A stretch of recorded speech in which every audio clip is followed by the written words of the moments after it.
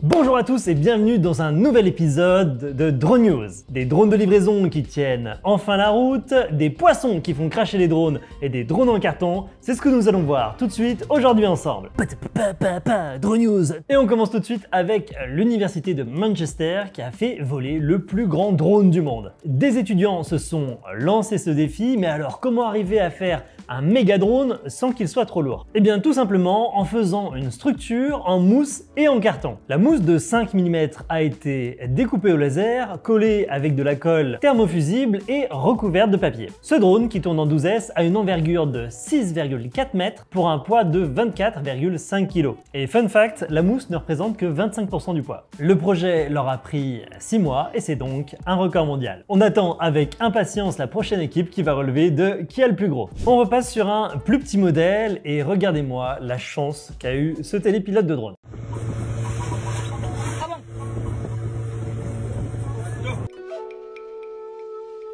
Alors il n'est pas très expressif comme ça, mais on peut dire que oui, il a eu énormément de chance et c'est pas le cas de tout le monde. Parfois on essaie de décoller d'un bateau et ça se passe pas forcément toujours aussi bien.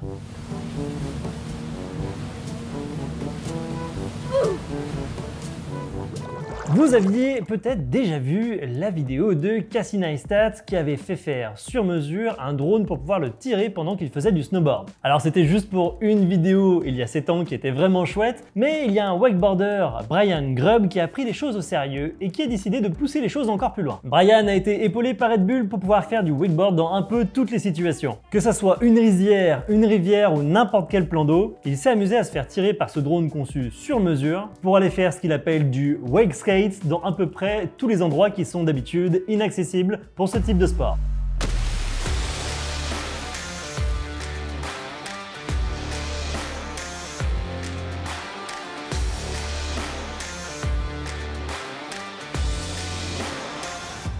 Mais il est allé encore plus loin. Pourquoi ne pas faire du wakeboard dans une piscine en haut d'un gratte-ciel et se lancer en base jump? Et ben c'est exactement ce qu'il a fait. Le tout a été évidemment filmé par plusieurs drones dont un en FPV. Et regardez les images, c'est spectaculaire et à coup sûr assez unique.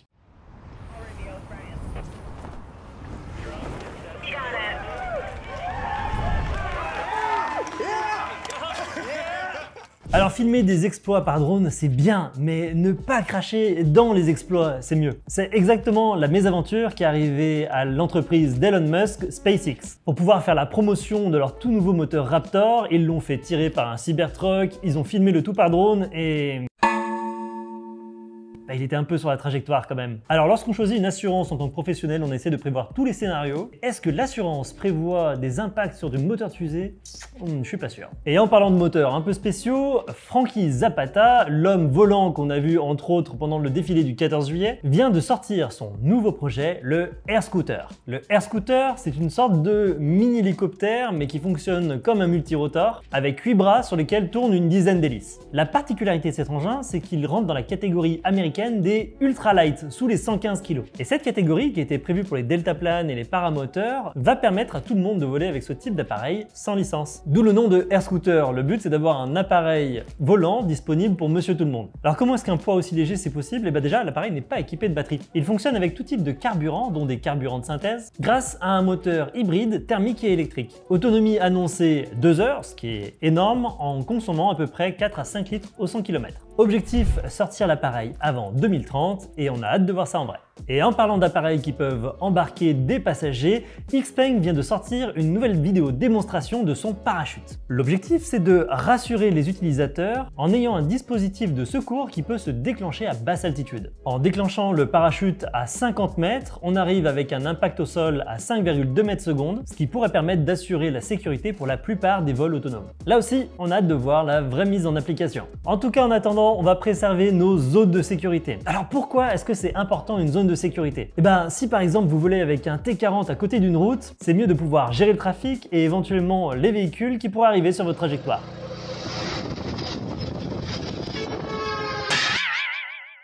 Ça vaut combien déjà un Agras T40? 16-18 000 euros? Ça fait cher le crash quand même. Hein. Allez, pour se détendre, je vous propose de faire un petit test de pureté. Est-ce que vous pouvez me dire ce qu'on remarque dans cette vidéo?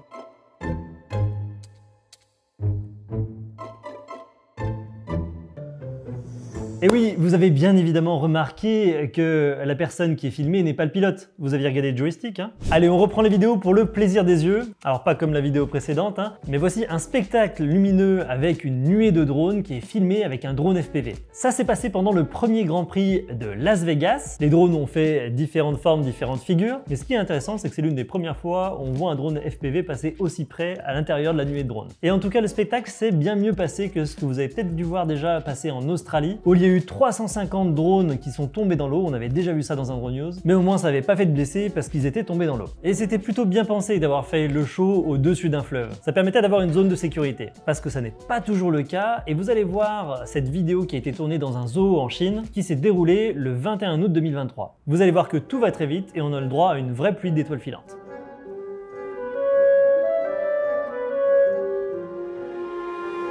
C'est impressionnant, mais on n'a pas plus d'infos sur le sujet, on espère juste que tout le monde va bien. En tout cas, si vous filmez une baby shower avec un drone, assez logiquement, essayez d'éviter de lancer des trucs en l'air.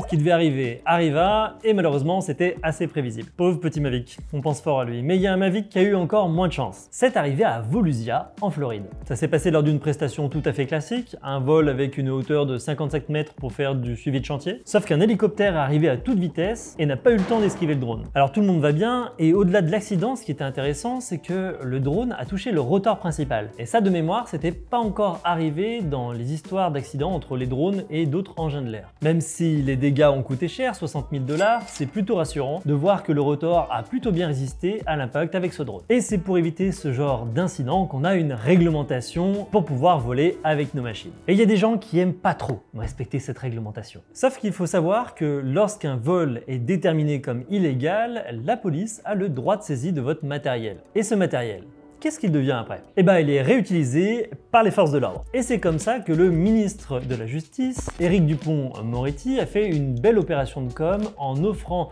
142 drones saisis à la préfecture de Paris pour les Jeux Olympiques. Et on peut voir sur les photos une belle brochette de Mavic. Et attention, pas que des petits Mavic, mais aussi un certain nombre de Mavic 3. Et là, ça fait mal au portefeuille. Alors il faut savoir que la plupart de ces drones ont été confisqués lors de vols illégaux sur Paris. Le garde des Sceaux a déclaré, je cite, « C'est bien de prendre du pognon aux voyous et d'en faire quelque chose d'utile pour l'ensemble des compatriotes. » Donc vous saurez que si vous enfreignez la réglementation drone, vous serez considéré comme un voyou par le ministre de la Justice. Tu es un délinquant! Enfin, pour ça, faudrait-il que les faits soient avérés et avec preuve d'intention de les commettre. Un exemple avec l'une des rares affaires qui a fuité dans la presse, la plupart du temps les gens n'en parlent pas publiquement, avec ce qui est arrivé lors d'un incendie à Saint-André. Le 15 août, les pompiers ont été appelés sur cet incendie et un drone est venu filmer l'intervention des secours. Or ce drone n'était pas du tout utilisé par le secours mais par quelqu'un de curieux qui venait filmer le sinistre en cours. Or il est précisé dans la réglementation qu'il est absolument interdit de venir filmer lorsqu'il y a un accident, un incendie, des recherches de personnes disparues pour éviter de gêner les secours. Résultat des courses, cet homme a comparu devant le tribunal judiciaire de Perpignan, mais les résultats du procès ne sont pas sortis dans la presse. Par contre, il y a une autre affaire qui a bien été médiatisée, c'est l'affaire Air Colis. Air Colis, c'était tout simplement un vaste réseau de livraison par drone dans des prisons. Un drone comme celui-ci survole discrètement la prison et livre un détenu jusqu'au barreau de sa fenêtre. Ouais, lâche frérot, lâche. Ils auraient pu s'appeler Hub Air, ça aurait été plus marrant quand même. En gros, les proches des détenus contactaient le pilote, c'était à peu près 400 € les 500 grammes, et ça permettait de faire passer des stupéfiants, des téléphones portables. Le pilote du drone était guidé à travers la fenêtre avec un signal lumineux, et le tout était coordonné par téléphone. En tout, 4 personnes ont été interpellées, et ils encourent jusqu'à 10 ans de prison. Tu es un délinquant! Sans transition, avez-vous déjà essayé de retirer une serviette avec un drone qui est plaqué sur votre front avec un verre, qui est lui-même plaqué grâce à une souffleuse tout en étant à l'équilibre? Et c'est encore la dernière dinguerie qu'a sorti UFC. Je vous laisse voir la vidéo pour comprendre.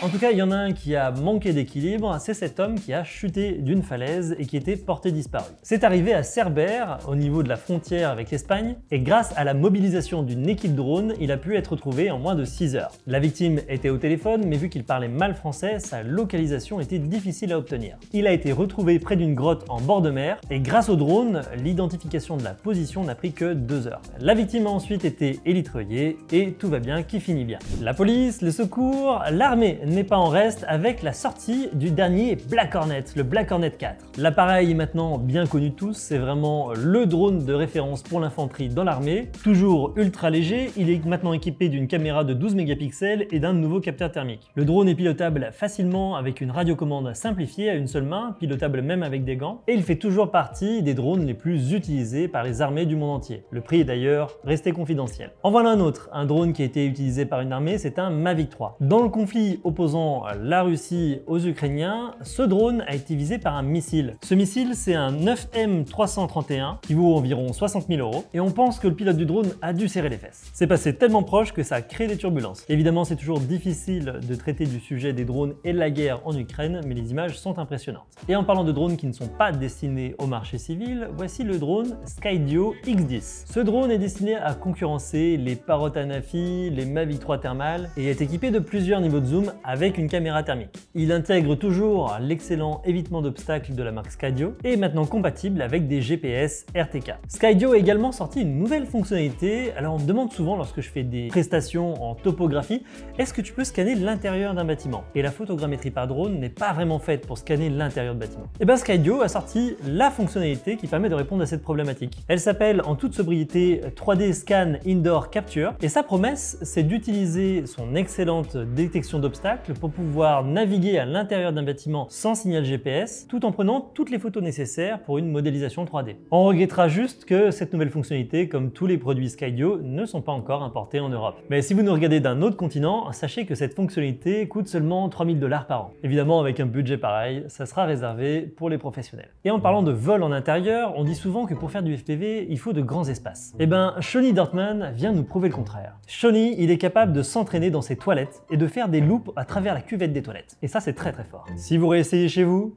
faites attention, il y a un trou quand même avec de l'eau dedans. Et de toute façon, à quoi ça sert s'entraîner encore au pilotage de drones FPV? Une étude de l'université de Zurich vient de sortir et ça y est, les ordinateurs battent les humains en termes de pilotage de drones FPV lors de courses. Le but c'était de confronter les ordinateurs et les humains qui avaient une semaine pour s'entraîner sur un parcours de race. Pour réaliser le vol du drone contrôlé par l'ordinateur, pas de GPS, mais uniquement les données de l'IMU. L'IMU, grosso modo, c'est le composant électronique qui permet à l'appareil de savoir dans quel sens il est et dans quel sens il va. Le tout va donc être mélangé avec un algorithme qui permet de détecter les portes et donc de corriger l'IMU avec ce qui est vu par les capteurs. Et comme ça ne suffisait pas pour être suffisamment précis par rapport à un champion de FPV, les chercheurs ont utilisé des algorithmes d'apprentissage par renforcement jusqu'à obtenir la trajectoire optimale.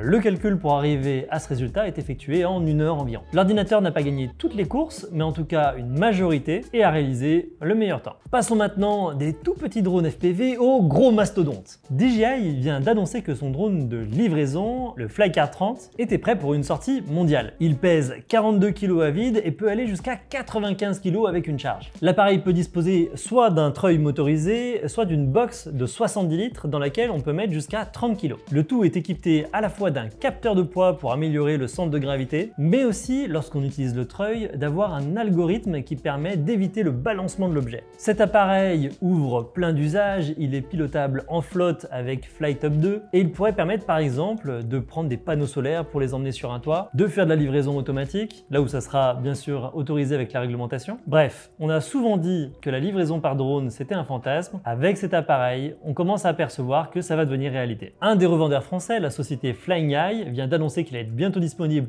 y compris en France, au tarif de 19 500 €. Pour un drone de cette taille avec ces capacités, c'est presque un tarif raisonnable. En tout cas, c'est pas le premier drone qu'on a vu avec un câble. Il y en a même qui essayent de pêcher avec. Sauf que le problème, c'est que quand vous mettez un câble sur un tout petit drone, et ben parfois le poisson est plus fort que vous.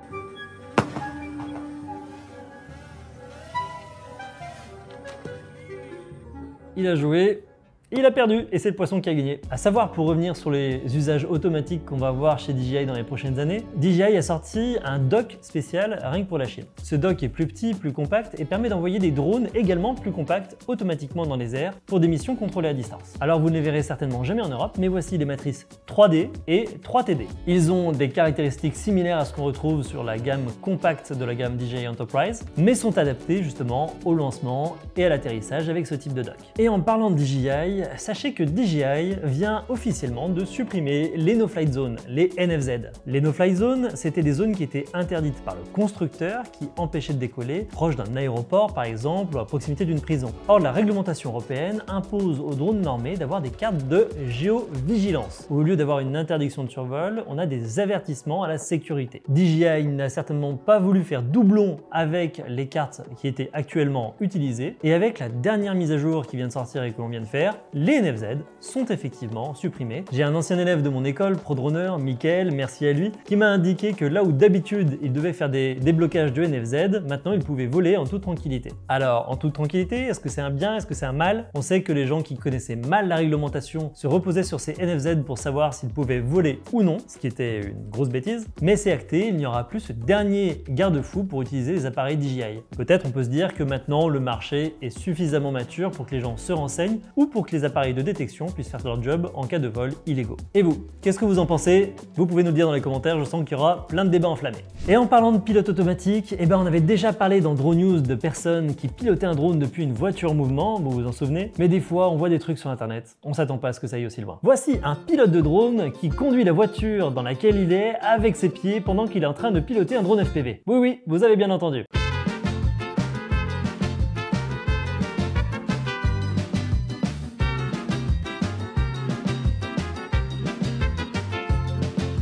Comme quoi, on peut être toujours surpris. Allez, on a hâte que cet hiver se termine et qu'on puisse voler un peu plus au printemps. En attendant, n'oubliez pas de prendre soin de votre appareil et de bien le nettoyer comme il faut. Je vous laisse sur ces images et je vous souhaite de très bons vols. Salut!